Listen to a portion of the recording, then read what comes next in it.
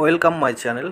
প্রায় মাসখানেক আগে আমরা একটা ভিডিও দিয়েছিলাম, বাড়ির সামনে তখন হালকা জল হয়েছিল, তবে এবারে একদম পরিপূর্ণ। সেটাই দেখতে বেরোলাম আমরা দুজন। বাড়ির সামনে জল, সবুজ মাঠ, জলে একদম টইটুম্বুর।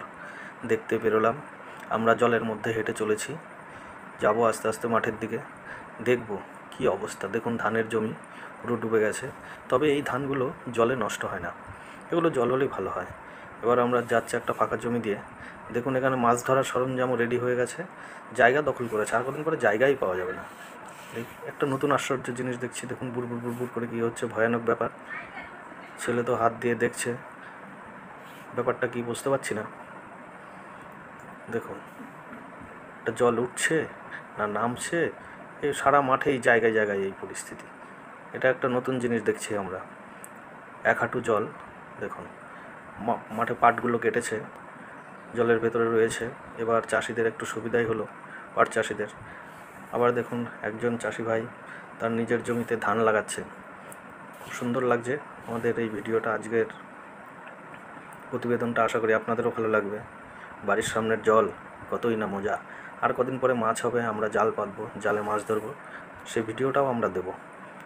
তবে আমাদের একদম বাড়ির লাগোয়া সবুজ মাঠ, দেখুন কত সুন্দর পরিবেশ।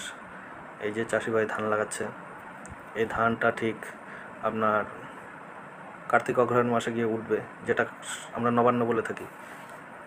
এই ধান দিয়েই নবান্ন হয়। দেখুন, এবার আমরা পাটের জমির ভেতর দিয়ে যাচ্ছি।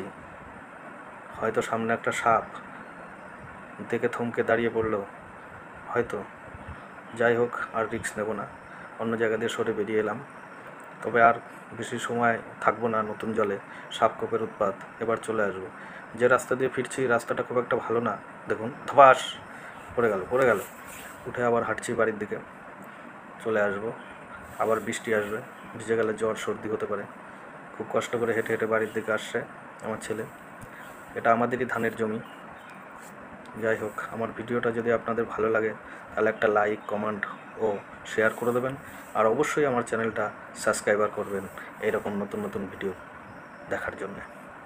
ধন্যবাদ জানিয়ে আজকের ভিডিওটা আমরা এখানেই শেষ করব। আশা করি পরবর্তী ভিডিওটা আপনারা দেখবেন।